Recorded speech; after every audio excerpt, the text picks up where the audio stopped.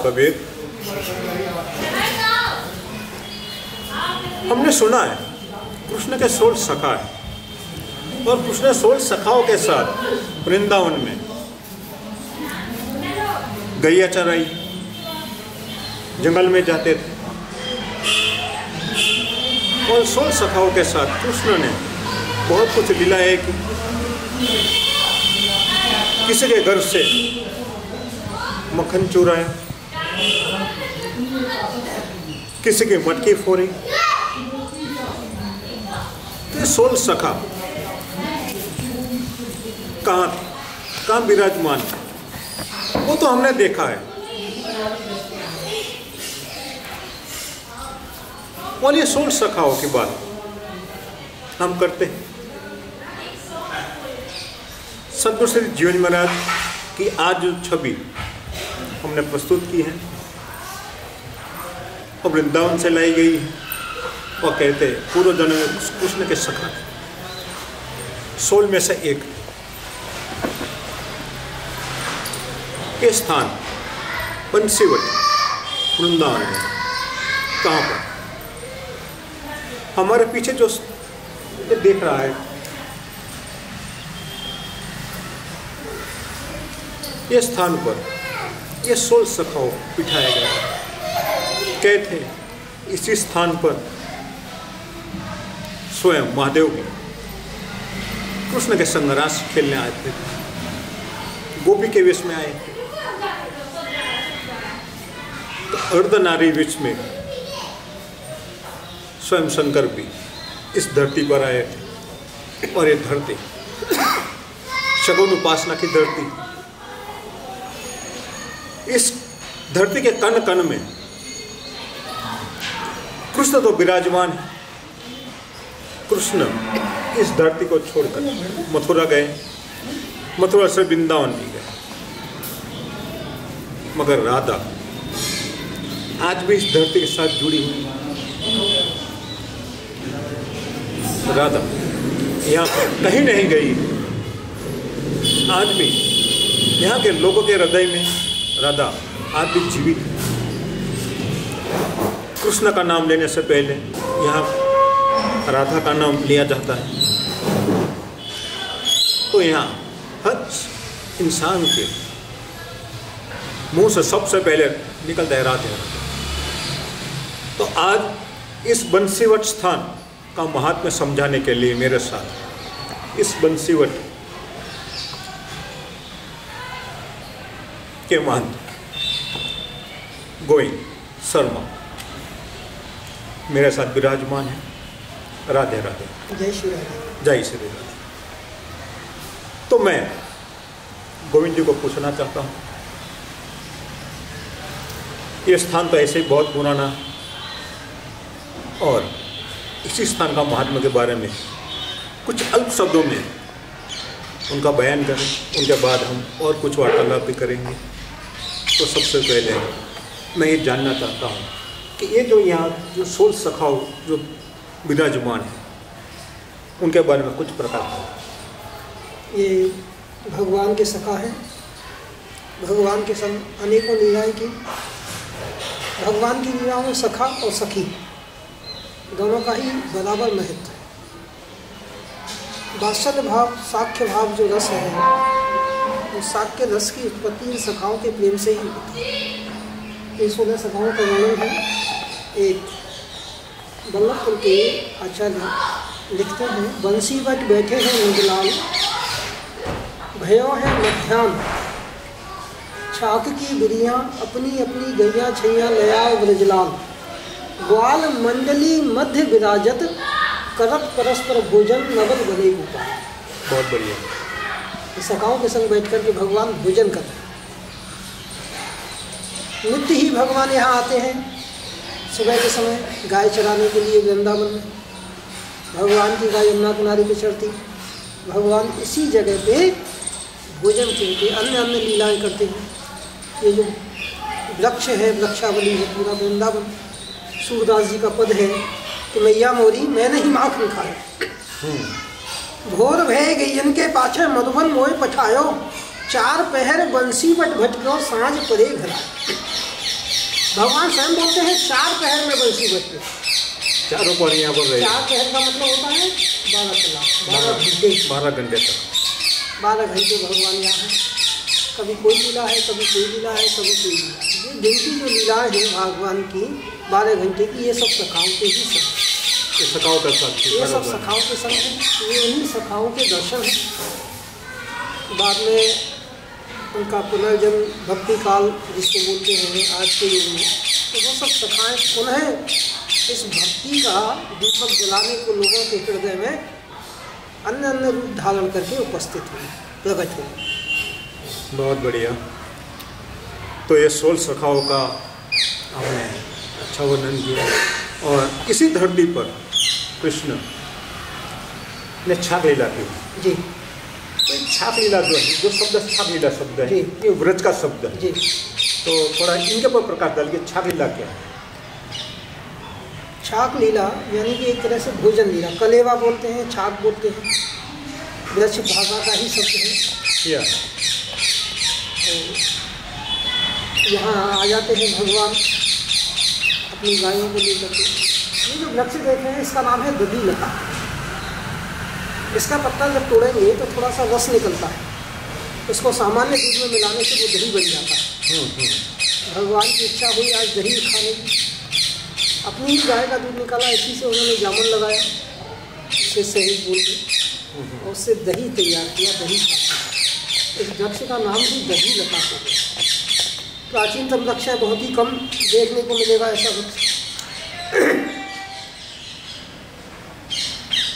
तो इसी वृक्ष के पत्ते से दही बना, हाँ। यहाँ पर भगवान ने भोजन किया, भगवान और सखाओं ने सब साथ में मिलकर भोजन किया। तो इसी भोजन को ही हम छाक लीला कहते हैं। हाँ, इसी को हम छाक लीला कहते हैं। इसका एक सुंदर पद है, थोड़ा मैं अभी आप कंटेस्ट कर दो, कोई बात नहीं। ये लीला के संबंध में एक पद है, भगवान क्या क्या उस समय भोग हो रहे हैं। भोजन करत नंदलाल संग लिए ग्वाल बाल, बैठे हैं करत ख्याल बंसी वट छैया। बंसी वट की छैया में बैठे, बंसी वट की छाव में बैठ गए हैं, ग्वाल वालों को संग लेकर के अब भोजन कर रहे हैं। क्या क्या भोजन, क्या बेचती है माता सबको, यशोदा मैया उनको। पातन पे धरत भात,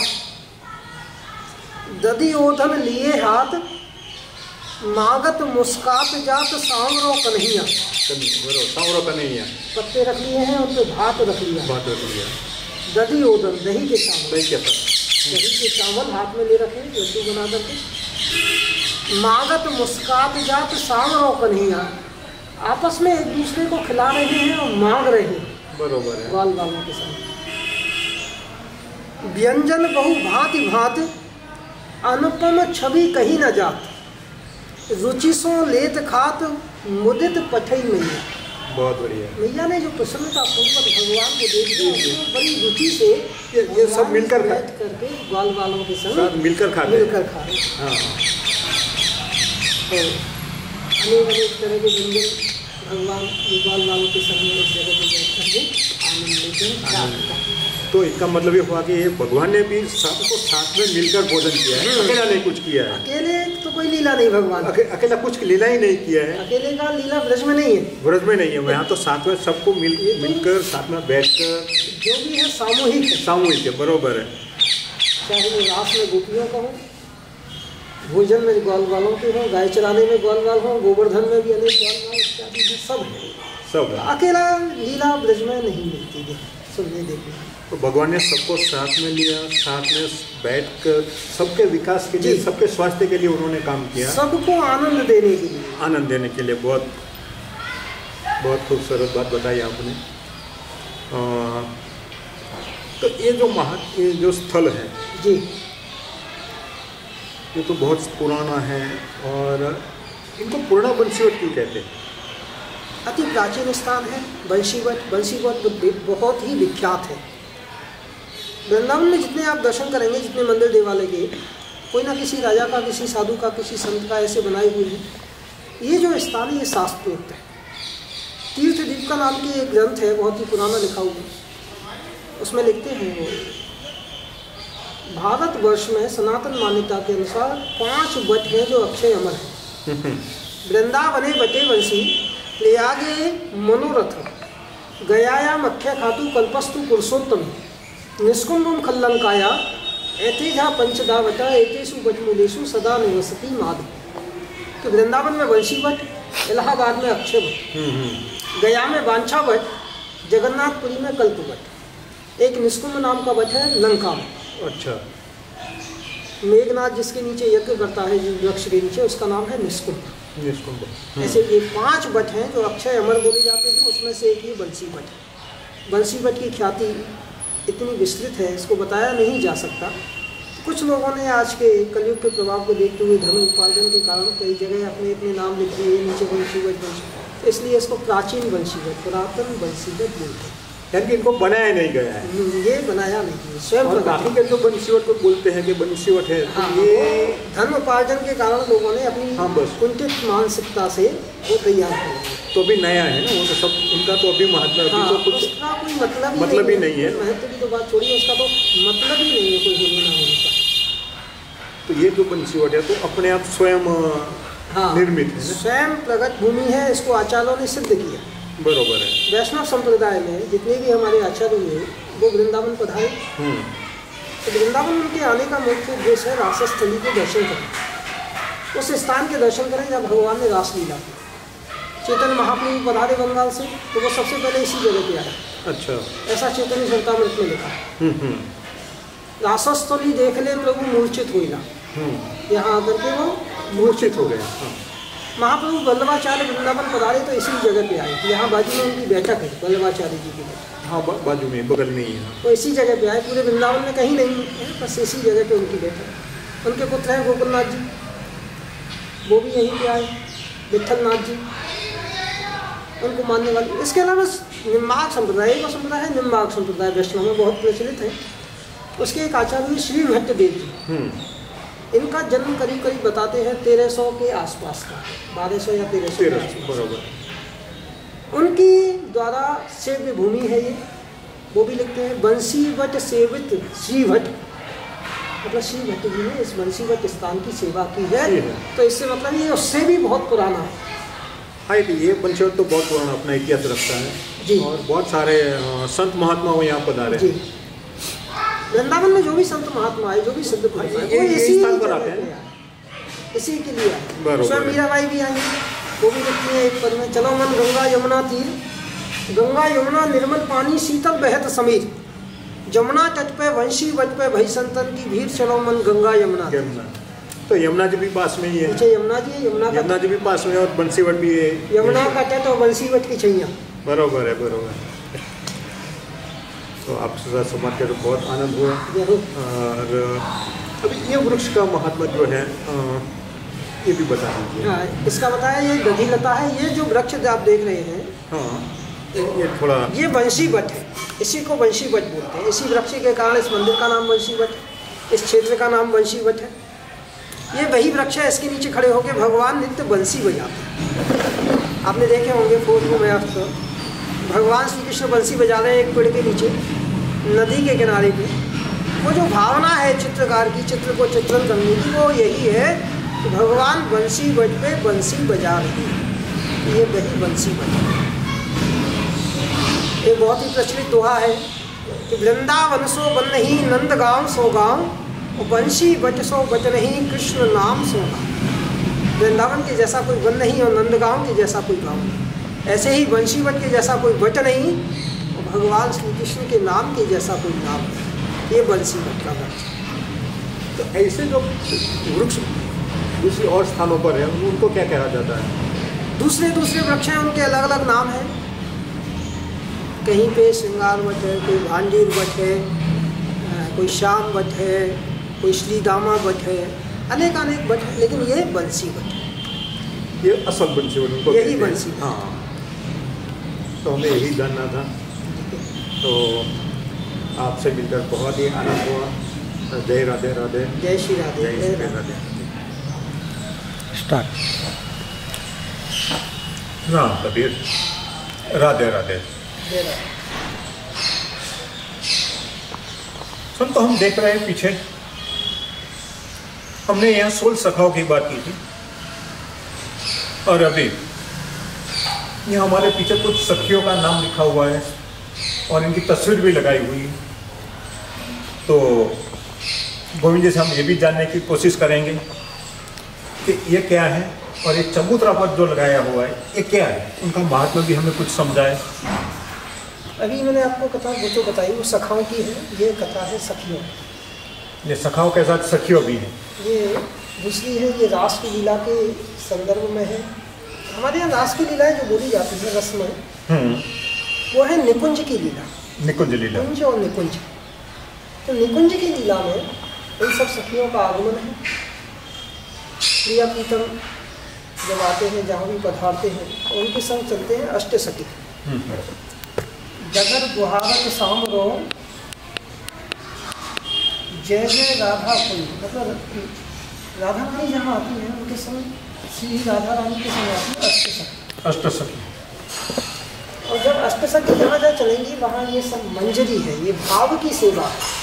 अच्छा, उनके नीचे है मंजरी हर एक सखी की। तो मंजरी और सखी में अंतर क्या है? हाँ, मंजरी हर लीला में प्रवेश नहीं होगा, मंजरी सिर्फ निकुंज लीला में आए। और मंजरी सिर्फ निकुंज लीला में आती है, ये निकुंज लीला के हैं। अष्ट सखी हर लीला में आ सकती है, जा सकती है। अच्छा, ये सिर्फ निकुंज लीला में भगवान की जो सेवा जिसके लिए है वो उसमें सहायक है।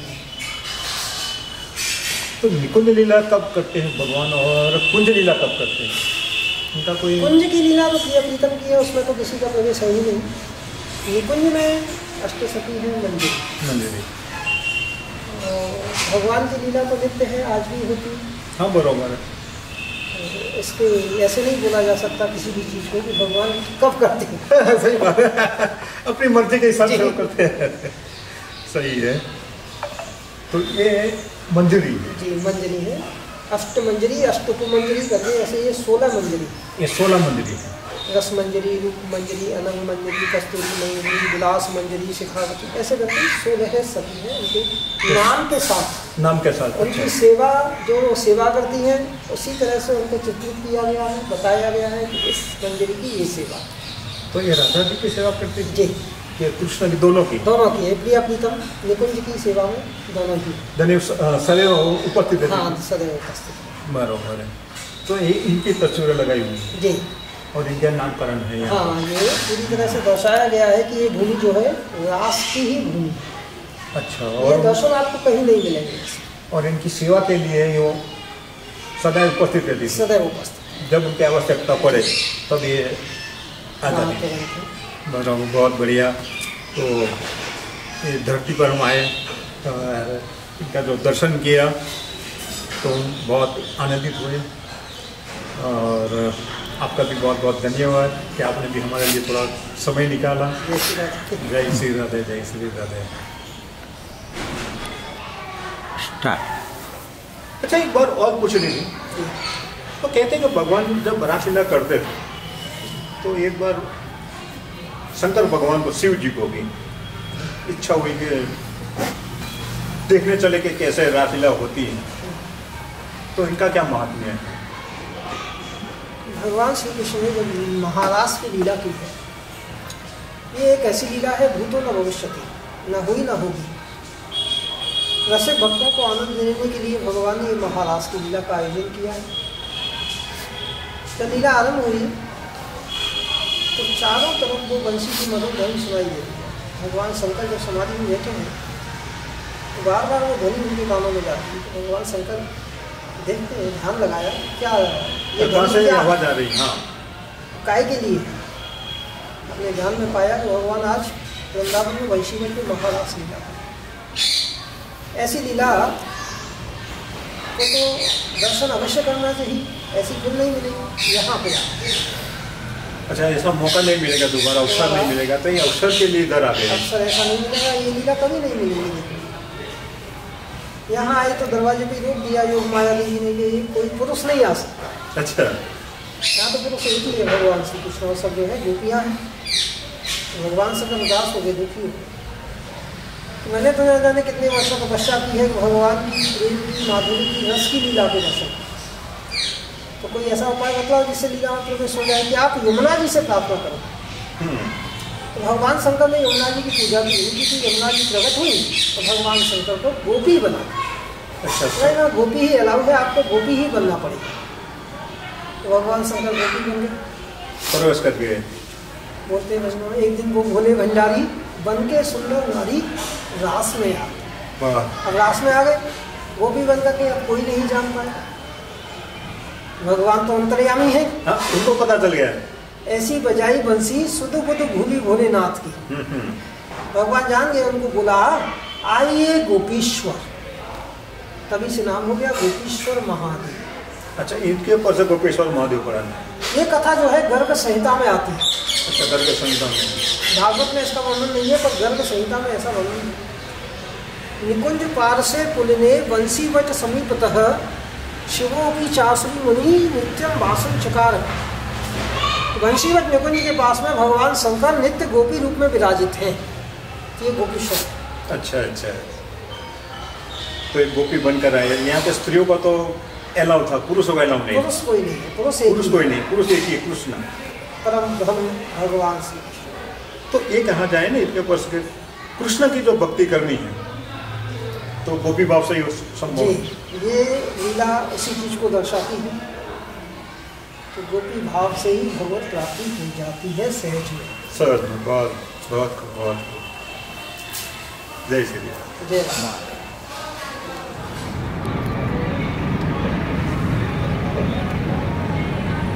वृंदावन में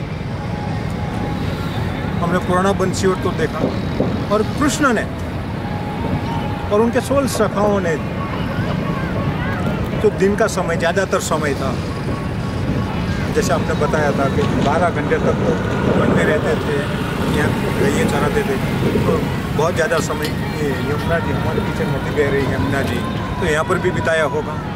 और यहाँ पर उन्होंने बहुत सारी लीलाएँ की थी।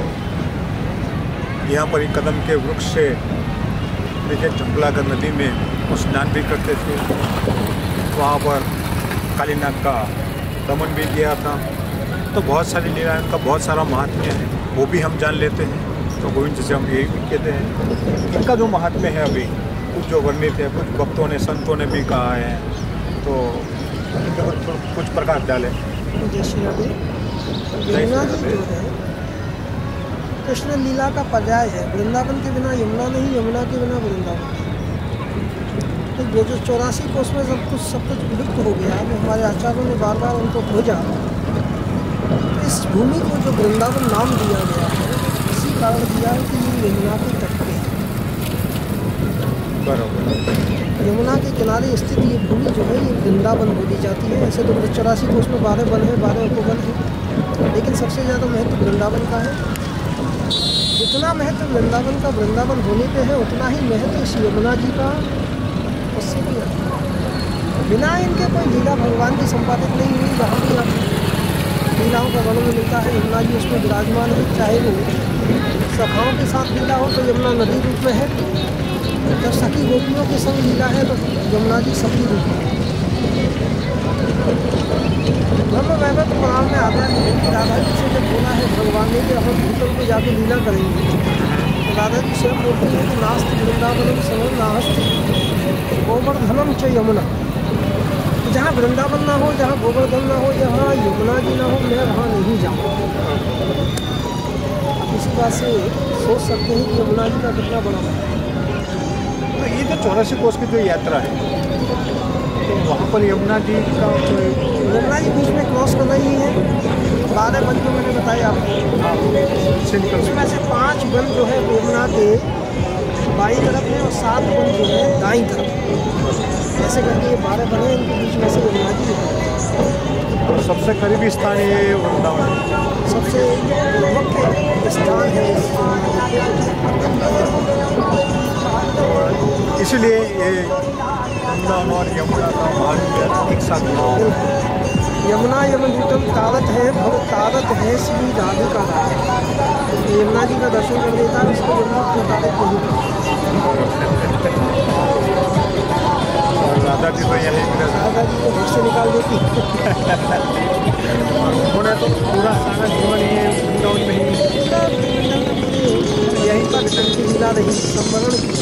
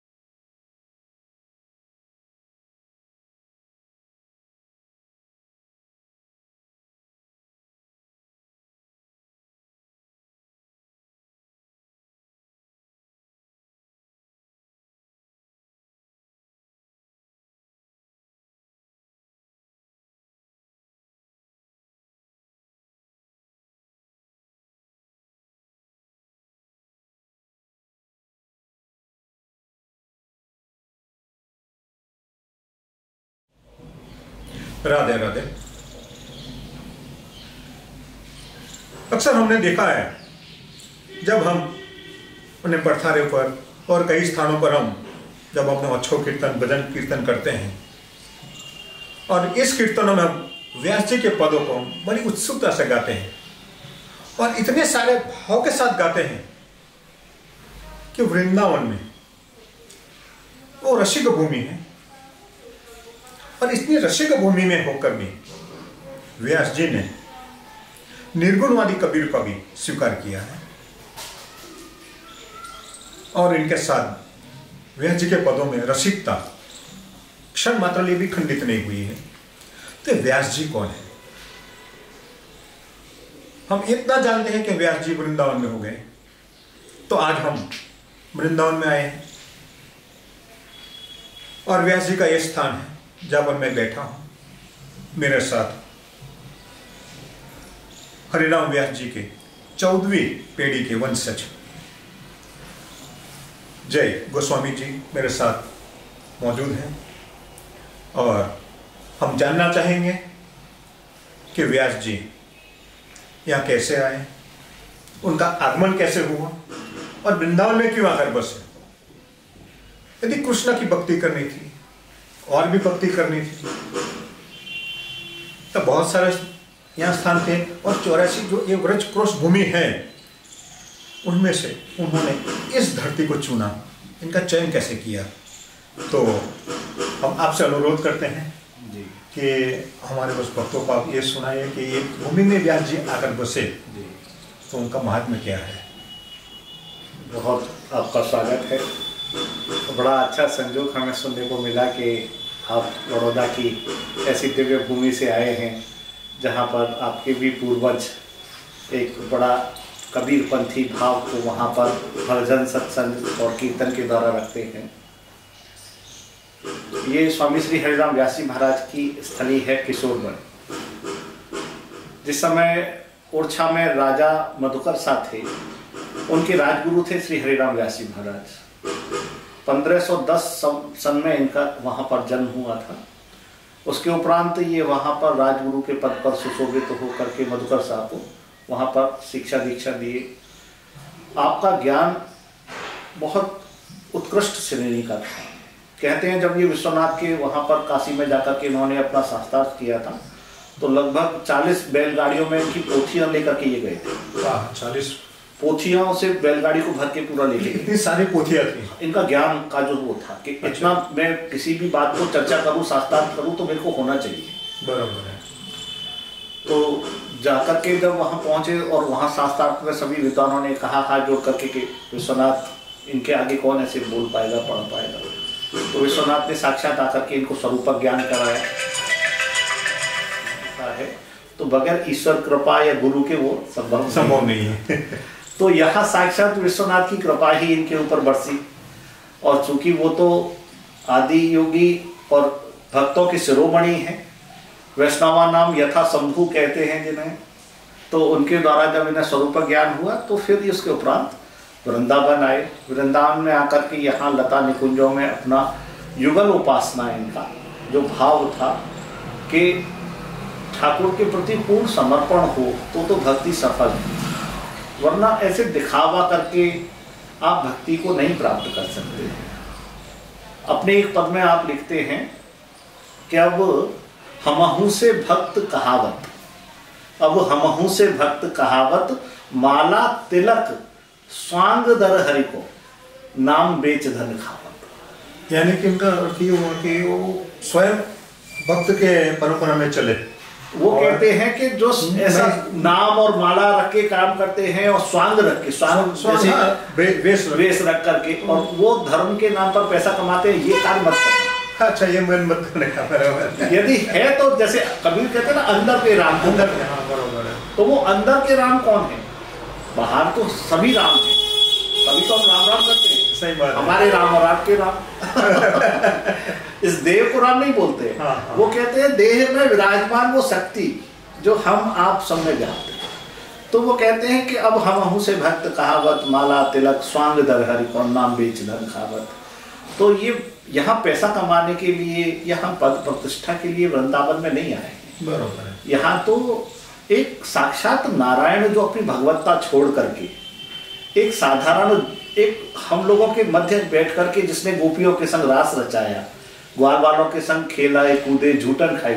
बरोबर है। ब्रह्मा जी ने आकर के देखा कि ये कैसा ब्रह्म है जो ग्वाल वालों की झूठन खा रहा है, वो भी विस्मय हो गए।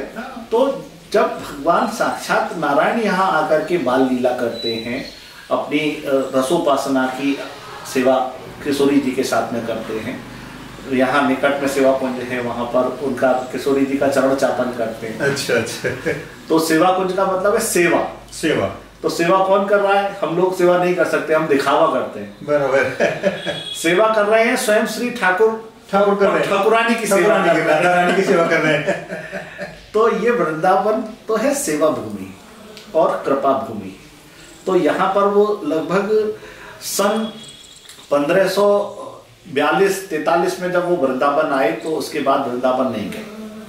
राजा आए वहाँ से, मधुकर साहब, उन्होंने प्रयास किया कि आप यहाँ से वृंदावन से बाहर चलिए, हमारा वहाँ राजपाट में बड़ा दिक्कत होता है। लेकिन उन्होंने ऐसा कहा कि अब मैं वृंदावन छोड़ करके नहीं जाऊँगा। हाँ, क्योंकि ये लता वृक्ष वल्लरी ये मेरा सब सखा है। वृंदावन के रूख हमारे मात पिता सुत बंधु, ये तो वृंदावन की लता वृक्ष हैं, ये सब हमारे भाई बंधु हैं। इनको ये वृंदावन में इनको जन्म लिया है। इनको किसी तरीके से यदि कहते हैं कि उद्धव कहते हैं कि यदि मुझे लता गुल औषधि कोई तृण भी बनने को मिल जाए अवसर, तो मैं वृंदावन आऊँ, इस भूमि पर आऊँ। तो बोले हमें ऐसा अवसर मिला है तो हम यहाँ से छोड़ के नहीं जाएंगे। तो फिर व्यास जी महाराज ने यहाँ पर अपना सेवा को स्वीकार किया। राजा ने वहाँ से इनके लिए, बताते हैं उस समय अकबर का राजपाट था, तो उससे कह करके 52 एकड़ जगह श्री हरिराम व्यास जी को, ये क्षेत्र बाग बुदेला बोला जाता है। अच्छा। ये लोई बाजार के निकट में बोला जाता है, लोई बाजार के पास आप पूछिए, किशोरवन। और उसके उपरांत जब इन्होंने अपना युगलोपासना शुरू किया, तो इनको स्वामी श्री हरिदास जी का बड़ा भाव इनको मिला। तो हरिदास स्वामी ये इधर स्वामी श्री हरिदास जी का वृंदावन में पहले आगमन हो गया था। चैतन्य महाप्रभु ने जब वृंदावन को डिस्कवर किया, जब उनकी लीला स्थलों को खोजा, उसके उपरांत जीव सनातन रूप गोस्वामी आए, तो श्री हरिदास जी महाराज यहाँ पास के गांव के हैं, राजपुर गांव के। अच्छा। तो उनका आगमन पहले हो गया था। तो रसखान का आगमन कब हुआ? उनके बाद रसखान बाद में आए। रसखान का बाद में बताते हैं, मेरे को उनका तिथि तो मेरे को स्मरण में नहीं है। और इधर फिर देवबंद से श्री हरिवंश महाप्रभु आए, इधर हरिराम व्यास जी ओरछा से आए। तो ये 3 हरित्रयी कड़ी वृंदावन में आकर के जुड़ गई, जिनको कहते हैं संगम हो गया, त्रिवेणी संगम हो गया। तो रसधारा क्या वही? बोले रसधारा वही श्री युगल उपासना की, उसको बाके बिहारी की उपासना कहो, राधा वल्लभ उपासना कहो, युगल उपासना कहो, लेकिन उसमें भक्ति की सर्वोपरि उपासना का केंद्र बिंदु थी श्री राधा रानी। बराबर है। श्री राधावर ध्याय के और ध्याये कौन, और व्यास ही दे तो बने नहीं, बरी बरी प्रतिलोम। जैसे आप मंगोड़ी को बनाएंगे, आप लोगों के यहाँ पकौड़ी बनता है, तो पकौड़ी को जब बेसन में बनाते हैं तो नमक उसी में डाल दिया जाता है, तो सब पकौड़ी में नमक मिल जाता है और अलग से पकौड़ी में नमक नहीं डाला जाता। नहीं। तो वो बोलते हैं कि हमारे अंदर भक्ति का बीज आएगा कब? जब हम इस धारा में बहेंगे। जैसे कबीर कहते हैं कि हमारी निर्गुण उपासना धारा है। अब निर्गुण और सगुण के बीच में यदि हम जाएं तो बहुत बड़ा विस्तार है। लेकिन वो निर्गुण इसलिए कहते हैं अपनी बात को कि निर्गुण में आपको सभी को स्वीकार करना पड़ेगा। सगुण तो हो सकता है कि आपको मेरे को देख करके कुछ अलग लगे, उनको देख के कुछ अलग लगे, लेकिन इसके अंदर जो बैठा है वो तो निर्गुण है ना। हाँ, निर्गुण है। उनका स्वरूप तो है, वो तो दिख नहीं सकते ना। और वो सब चलाते हैं, करते वही हैं। जैसे बोला जाता है कि बिन पग चले सुने बिन काना, और कर बिन करम करे बिदु नाना। तो जो करने वाला है वो दिखेगा नहीं, और जो दिख रहा है वो कुछ कर नहीं रहा है, खाली दिखा रहा है।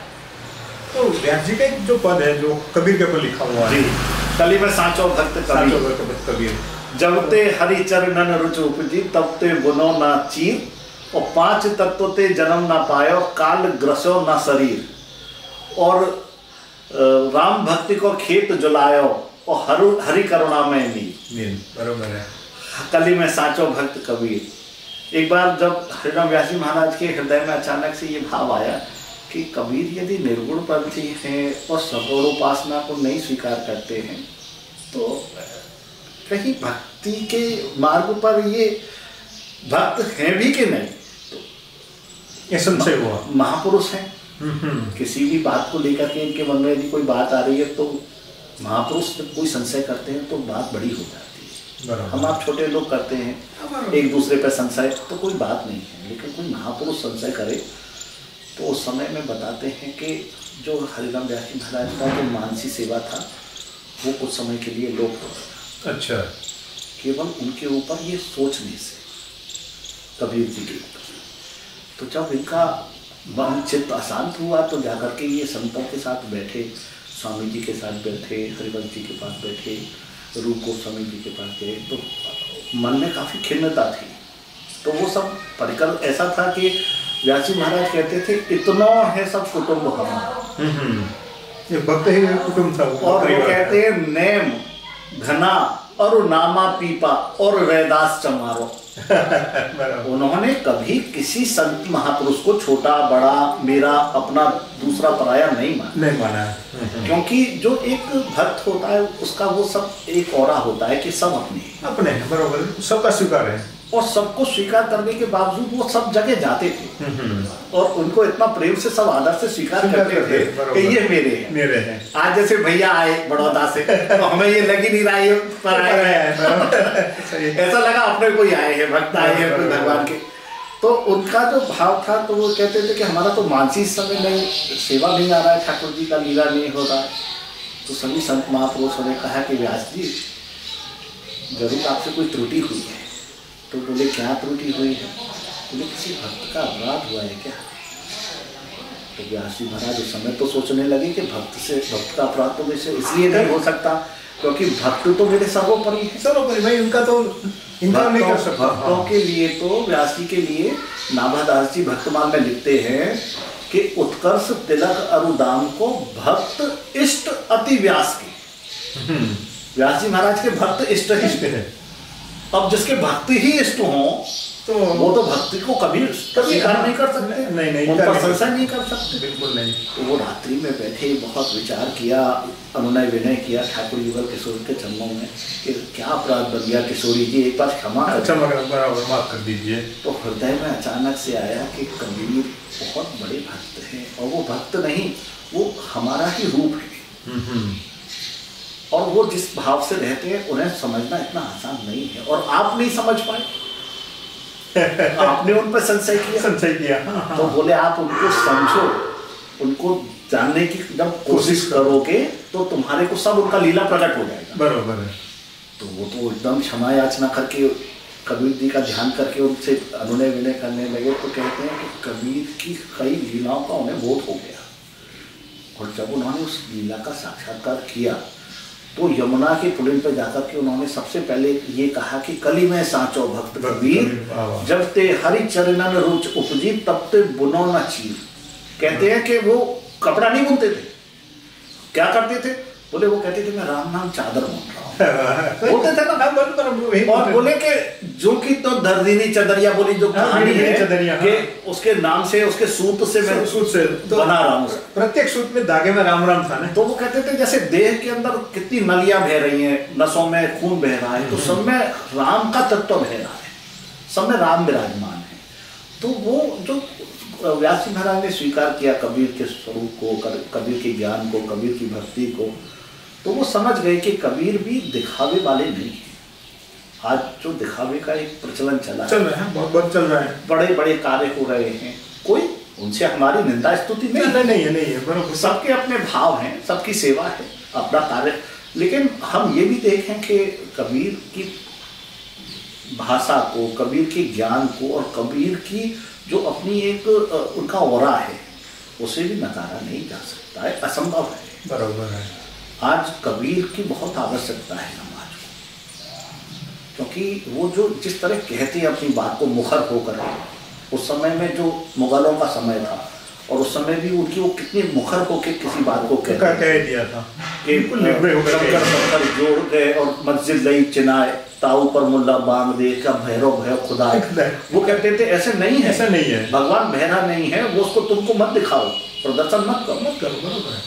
तो ये बड़ी एक विशिष्ट बात होती थी कि धर्म को आज हम थोड़ा सा जो गंभीरता से नहीं समझ पाते हैं और उसका जो अनर्गल हम प्रचार प्रसार करते हैं वो थोड़ा सा।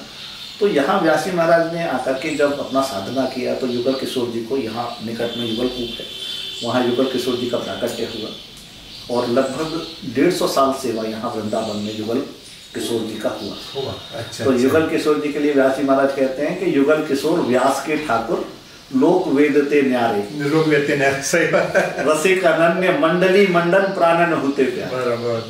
फिर अहमद शाह अब्दाली का जो समय आया मुस्लिम टाइम, उस समय में मंदिर तोड़े जा रहे थे, विग्रह तोड़े जा रहे थे, तो पन्ना के राजा को स्वप्न में कहा कि हमें यहाँ से ले जाओ, तो वो विग्रह यहाँ से पन्ना चला गया।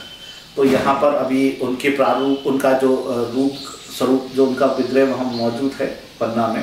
फिर यहाँ पर उनकी एक सेवा स्थापित है, प्रतिकृति में, और उनका चित्रपट जो सेवा है, चित्रपट बराबर है, वो सेवा पुराना जो यहाँ पर युगल उपासना में व्यास जी महाराज विशाखा सखी के अवतार थे। तो विशाखा सखी का जो स्वरूप था, उनका सेवा भाव था कि वो बीड़ी प्रसाद पवाती थे किशोरी जी को और किशोर जी को। जो बीड़ी होता है पान का, हाँ, उसको लेकर के वो जाते थे। तो व्यास जी महाराज पीक दानी लेकर के निकुंजों में खड़े रहते थे। तो उसमें लिखा भी है उनका वाणी में कि पीक दानी लिए निस दिन कुंज महला निठारे, बराबर है, वहाँ खड़े हुए हैं कि कब वो अपना प्रसाद में मिल जाए। तो बड़ी अद्भुत लीलाएं हैं और ये बड़ा एक ठाकुर के वृंदावन का जो रसोपासना भाव है, ये संभव नहीं है हर किसी में तुरंत आ जाए। अच्छा गोस्वामी जी, एक और बात समझ में नहीं आई मेरे, हम व्यास जी को जो समझते हैं तो हम उनको सरनेम मानते हैं, ये व्यास उनकी सरनेम थी, और आपकी सरनेम जो है वो गोस्वामी जी हैं जी। और ये बदलाव कैसे हो गया या मूल क्या है? अच्छा, एक्चुअली इनका जो सरनेम है वो है शुक्ल, हरिराम शुक्ल। व्यास नहीं, व्यास उपाधि होती है। अच्छा, व्यास उपाधि होती है जी। जैसे आपको डॉक्टरेट की उपाधि दी जाएगी। अच्छा, कब दी जाती है? जब आप किसी डिग्री कॉलेज से जब आप पोस्ट ग्रेजुएट हो जाएं, उसके बाद आप किसी विषय पर शोध करें और आपको स्कॉलरशिप के दौरान आपको डॉक्टरेट दिया जाए कि आपने पीएचडी कर लिया।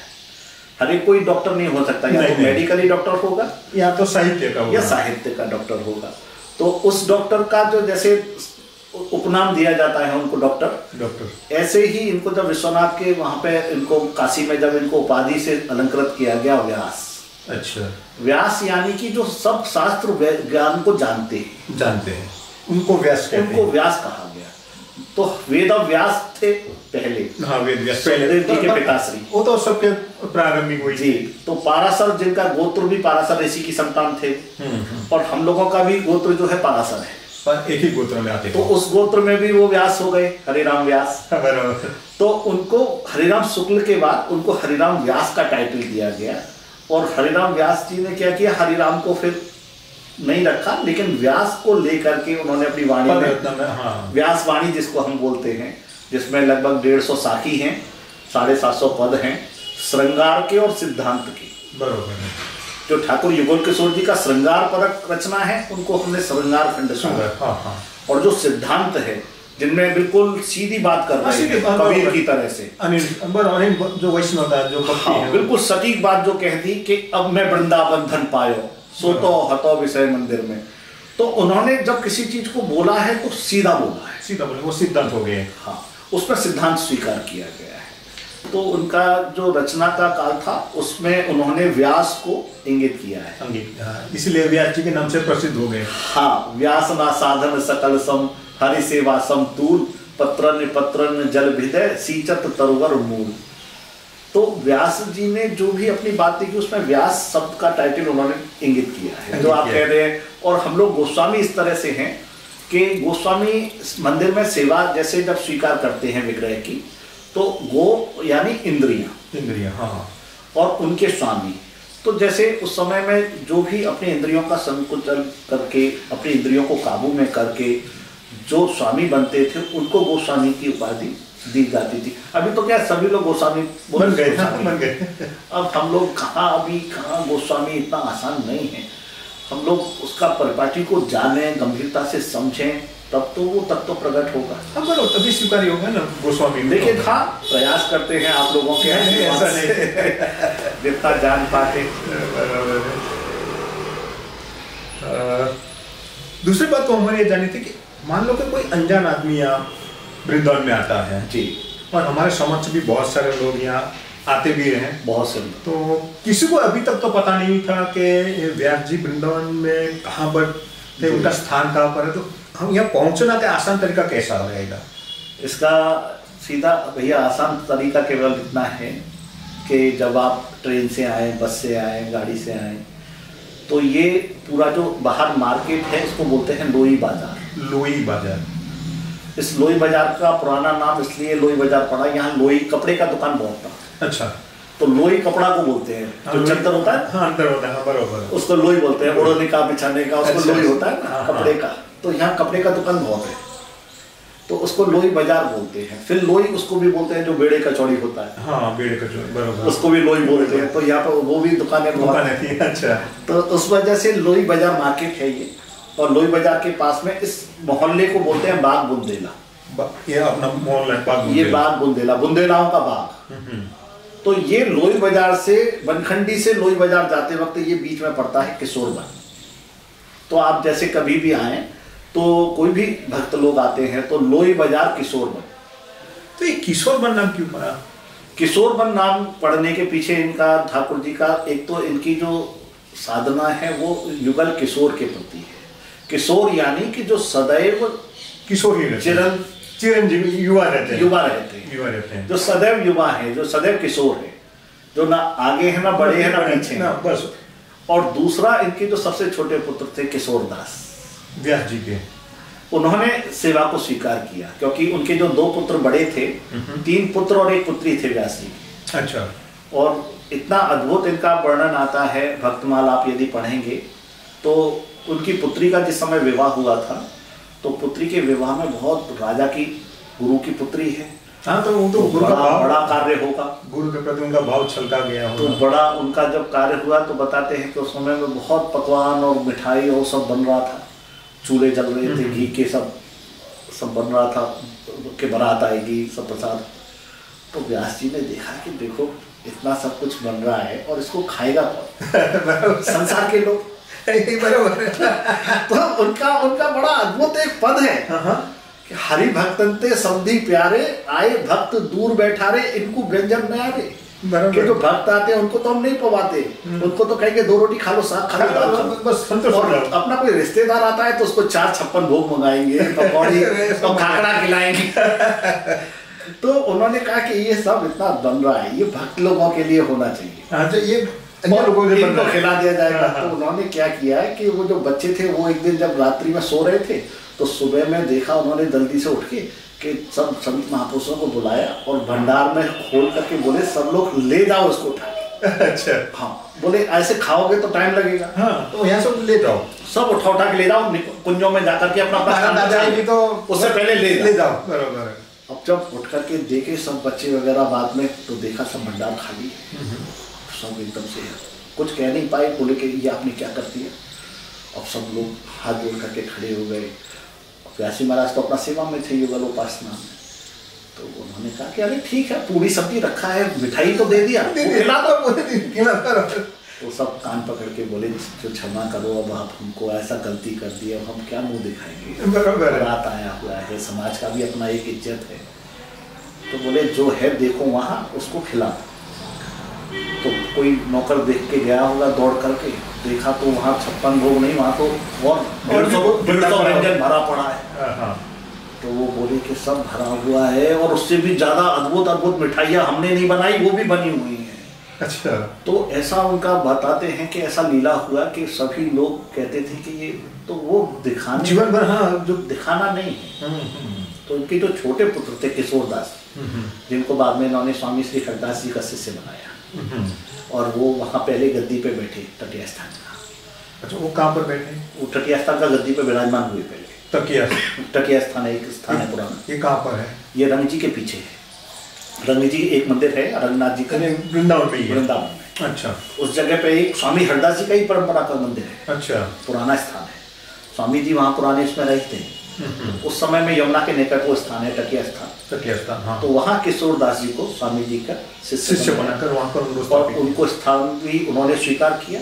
तो उनको उसके बाद में ये स्थान, कई स्थान को उनके नाम से जाना गया, किशोर दास जी के नाम से। तो किशोरपुरा एक स्थान है हम लोगों का। हाँ, किशोरपुरा। हाँ, यहाँ पर बात हुई है, आप बता रहे कल गए थे हम किशोरपुरा। तो ये किशोर वन को ये भी मानते हैं कि किशोर दास जी भी यहाँ पर सेवा करते थे। बरोबर है। तो युगल किशोर के वजह से, लेकिन हमने जब पिताजी से और बाबा से अपने सुना तो वो कहते थे युगल किशोर की वजह से हमने इसको हमेशा सदैव किशोर रखा व्यास जी ने। इस स्थान को भी किशोर का वन बना दिया। बरोबर है, किशोर वन ही है। तो ये किशोर जू का वन है। बराबर, तब से ही किशोर वन ही। तो वहाँ पन्ना वगैरह आप जाते हैं ओरछा में तो वहाँ जू बोलते हैं, जी नहीं बोलते।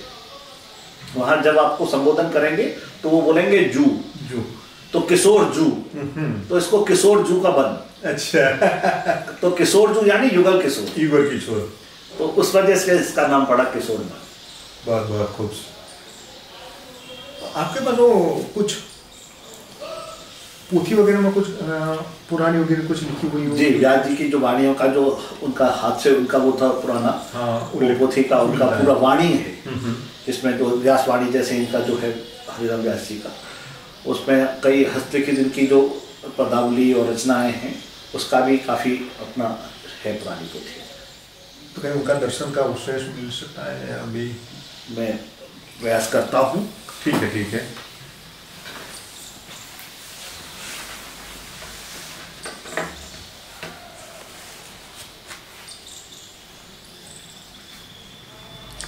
तो ये अभी आप जो बोल रहे थे वही वाली बात है कि यदि ग्रंथ को सुरक्षित नहीं रखते हैं तो ये किसी वजह से ये क्या हुआ था कि ये इनका काफ़ी थोड़ा और ये, लेकिन अंदर का पेज जो इनका वो है, वो सभी ठीक है। आप वैसे देखेंगे अक्षर तो सही है जी। तो अभी की साइंस क्या बोलती है कि ये जो कवर है ना जी, वो एसिड होता है। अच्छा, उनको एसिड कहते हैं। ओके। तो इनकी वजह से ये टूटता है।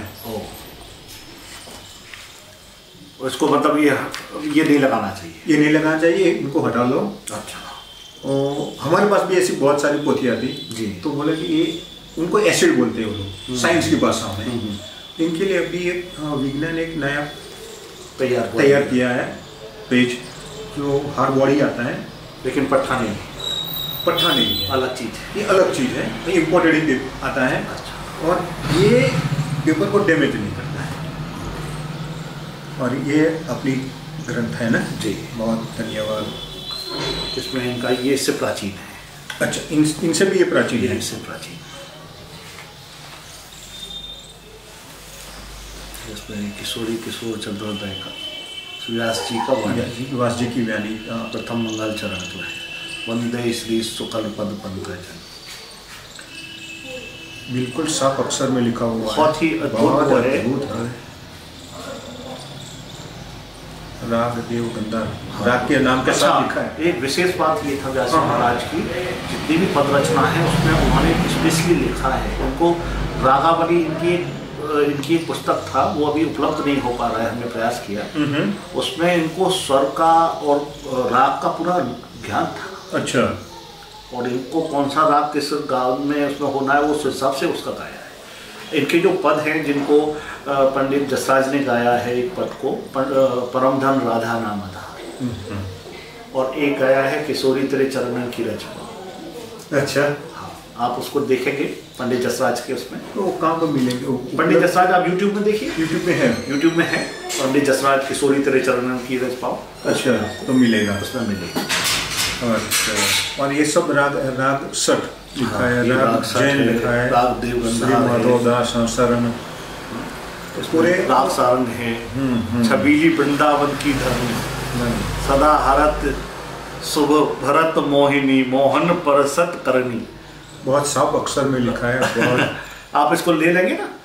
हाँ, इनकी तस्वीर तो लेनी पड़ेगी पास से थोड़ा, पाँच ही ले लेगा। तो ये सभी इसमें पूरा उसमें है। बस एक ऐसे ठाकुर को हो सेवक कैसे और रही मानो, व्यास कलंक लगे जननी पे जो ना पिता ही पहचानो। ये जो पद है ये बड़ा सुंदर पद है। ये पद है अपना आगे से सुनना होगा। तो ये तो पूरा व्यास विमुख से है बाहु राधे हरिदास केवल जो जानत असरण शरण श्याम जो को मानो। ये यहाँ से ये अब ऐसे लिखते थे। हाँ, ये मुझे मालूम है थोड़ा। असरण शरण श्याम जो को बानो, बड़ो बिरद पतितन को पावन, भक्तने हाथ बिकानो, सुख नारद जाको जस गावत, सेवहि विरंच उर्गानो, हितहि की हित मानत नागर, गनो न संक नारानो, दया सिंधु दीनन को बांधव, प्रगट भागवत कहानो। तो ये उसके ही बाद में जब कहते हैं व्यास कलंक लगे जननी पे जो ना पिता है पहचान। कि अपने मार्ग पे चलते चलते यदि भगवत भक्ति में भगवान राधा और कृष्ण के प्रति आप यदि अनुराग रखते हैं और उन्हें छोड़ के फिर नई जगह चली जाए तो उसका मतलब पिता पे जैसे कलंक लग जाए तो भक्त के लिए भी लगेगा, लगे। तो वो जैसे हम यदि आप कबीर को स्वीकार कर चुके हैं तो फिर कबीर हैं हम, तो ये अलग नहीं है। ये सब भक्त अभी भी हैं, ये कहीं नहीं गए हैं। ये सब भक्त आज भी ऊर्जा इनकी विराजमान है और वो सदैव रहेगी। ये हम आपके कल्याण के लिए पधारे हैं इस धाम पर, और ये बड़ा संजोग है कि आज हम यदि इनके लिए थोड़ा बहुत प्रयास करते हैं, इनको आगे बढ़ाते हैं, तो इनका हमारे ऊपर आशीष है। बहुत सारा उनका दर्शन हो गया और उन्होंने राग के 7 पद लिखे हैं। नहीं, हाँ, बहुत ही इनका जो 750 पदों की रचना है पूरे राग के साथ लिखा है, राग नाम भी लिखा है। तो संगीत का भी जानकार हो गए पूरे। हर बिन छिन्न ना कहूँ सुख पाए राग धनाश्री में लिखा है। बस सुंदर, धन्यवाद। तो इसको प्रयास करेंगे आपके भी सहयोग से, इसको थोड़ा सा करवा देंगे। इनको आराम से मैं आऊँगा आपके पास। बिल्कुल अवश्य आपका जब भी चाहे आकर के आपके साथ में भी वहाँ पे हम भी आपके वहाँ दर्शन करेंगे। इतना सुंदर आपका भी देखिए कितना संजोग का बात है कि एक लंबे 450-500 वर्ष के पश्चात मिलना हुआ जो व्यास जी महाराज से आपके पूर्वज मिले। हाँ। और उसके बाद में मैं समझता हूँ हम और आप मिले। सही बात है। ये इतना संजोग हुआ, इतना संवाद हुआ, ये बहुत सुंदर, बहुत अच्छा लगा। जय जय श्री राधे। जय श्री राधे। जय राधे श्री राधे। ये जो स्थान है, ये हम जो हरिराम व्यास कहते हैं, हरिराम व्यास जी की ये समाधि स्थल है। तो इनका महिमा क्या है और एक क्यों बनाया गया है, इनका स्थापन क्यों हुआ, तो ये हम उनके बारे में जानकारी कुछ हासिल करने की कोशिश करेंगे। कृपया आप हमें ये बताइए कि ये जो स्थान है ये कब से उनका स्थापन हुआ है। ये श्री हरिराम व्यास जी महाराज का समाधि स्थल है।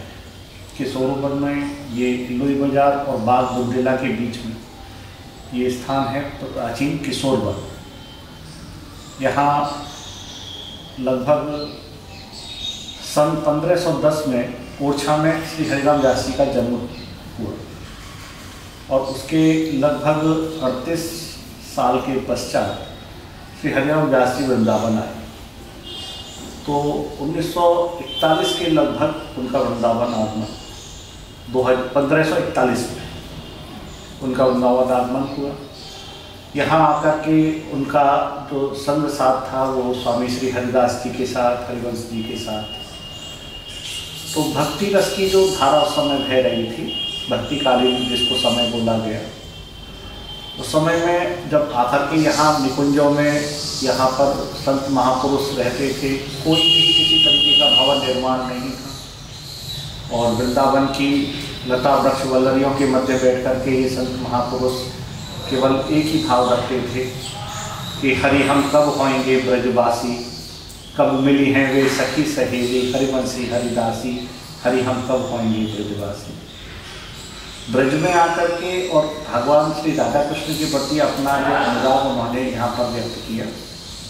तो ये स्थल जो है किशोर वन, यहाँ पर श्री युगल किशोर जी को उन्होंने अपनी सेवा के द्वारा प्रकट किया और यहाँ ही उन्होंने अपनी साधना को पूर्ण अपना यहाँ विराम भी उस समय में, जब संत महापुरुषों का धीरे धीरे समय काफ़ी आगे बढ़ने लगा तो वृंदावन में चीज़ों का निर्माण शुरू हो गया। बड़े बड़े भवन, सबसे पहले यहाँ पर मदन मोहन जी का मंदिर बना, फिर गोविंद देव जी बने।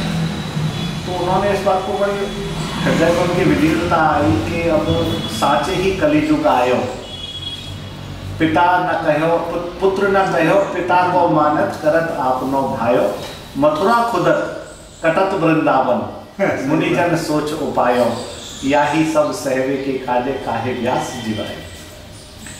तो ये जब यहाँ पर भवनों का निर्माण होने लगा, उनकी अंदर बड़ा क्षोभ हुआ, तो हरिराम व्यास जी का निकुंज गमन लगभग 102 वर्ष का माना है। 102 वर्ष का है हरिराम व्यास जी महाराज समाधि स्थल।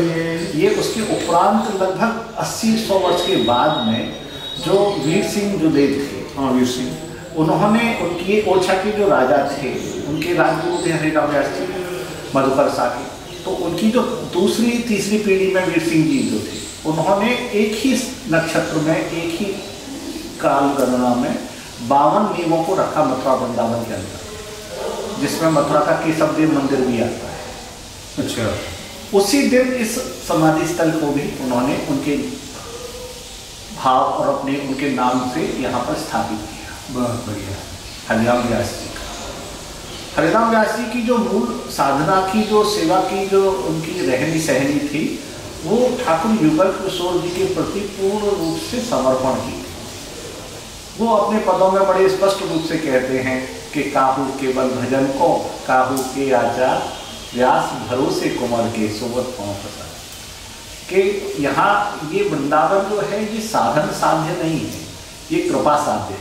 कृपा साध्य नहीं, यहाँ बिना किशोरी जी की कृपा के कुछ हो नहीं पाता है। तो जब भी यहाँ आप आएंगे वृंदावन धाम में, तो यहाँ जो भी लीलाएं हैं वो ठाकुर की कृपा की है।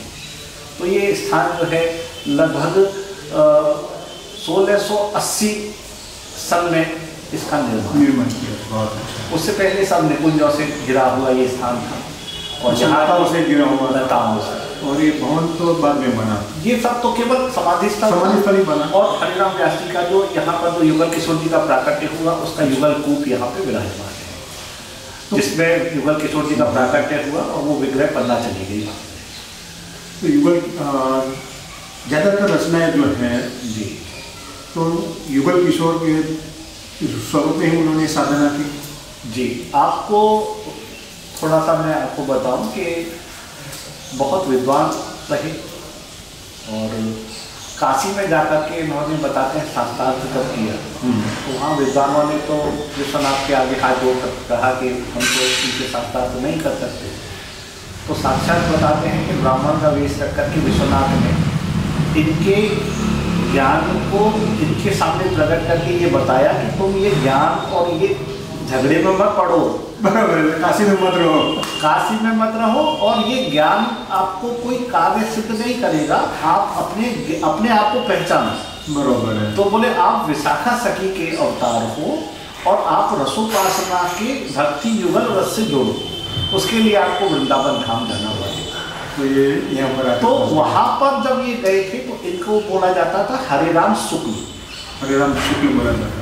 इनका अल्ल जो था, जैसे सरनेम बोलते हैं, वो शुक्ल था। शुक्ल था। उसके उपरांत जब इन्होंने वहाँ पर काशी विश्वनाथ में जब वहाँ पर अपने ज्ञान का पूरा इन्होंने विश्वनाथ के द्वारा जब फतेह हो गई, उनकी जो विजय प्राप्ति हो गई, तो उन्होंने कहा अब हम आपको व्यास कहेंगे। तो वहाँ से इनको जो व्यास की उपाधि मिली, तो वो फिर इन्होंने स्वीकार करी।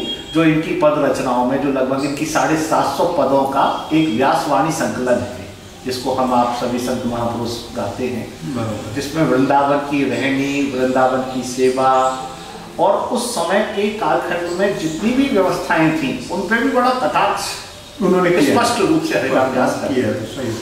तो उनकी बड़ी विशेष बात रहती थी कि वृंदावन में आकर के आप किसी प्रपंच में या किसी ऐसे कार्य में मत पड़ जाना प्रतिष्ठा में कि आपकी सेवा आपसे छूट जाए, वरना हम आते तो जिसके लिए वो कार्य हो नहीं पाता, हम दूसरे कार्यों में लग जाते हैं। तो उस चीज के लिए ये वृंदावन में ठाकुर जी के संत महापुरुषों के स्थान रहे, तो तभी से ये स्थान यहाँ पर मौजूद है। धन्यवाद आपका। राम कबीर जय राम कबीर, बोलो राम कबीर जय राम कबीर।